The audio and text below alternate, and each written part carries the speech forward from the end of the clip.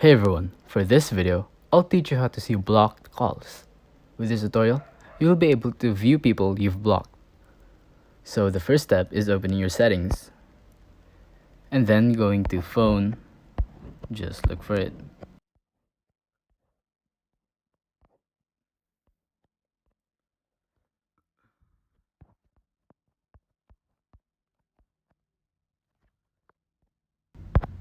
Oh.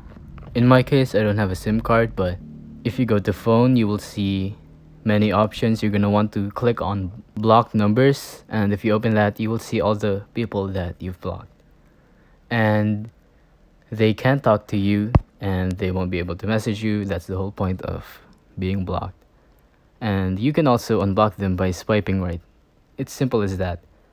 If you think this video was helpful, please consider liking, subscribing, and hitting the notification bell. If you have any questions, feel free to comment down below.